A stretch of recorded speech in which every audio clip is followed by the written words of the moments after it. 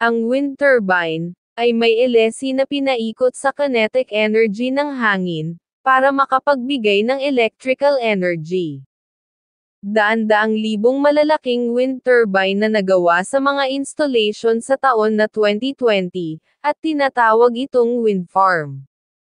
Ito ay nagbigay ng mahigit 650 gigawatts ng kuryente at nadagdagan ng 60 gigawatts bawat taon. Ang mga wind turbine ay mahalagang pinagmumulan ng paulit-ulit na enerhiya, o renewable energy. Ito ay ginagamit sa maraming bansa ngayon, upang mapababa ang mga gastos sa enerhiya, at mabawasan ang pagtaas sa masamang epekto ng fossil fuel.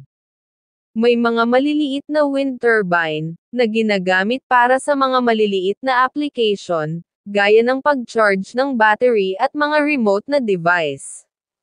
Kadalasan makikita natin ang maliit na wind turbine sa mga traffic warning sign, sasakyang pandagat, at mga bahay. Ang mga wind turbine ay ginawa sa isang malawak na paalang na elesi, o patayong elesi, pero karaniwang ginagawa ay ang paalang na elesi. Maraming salamat po sa pagpanood.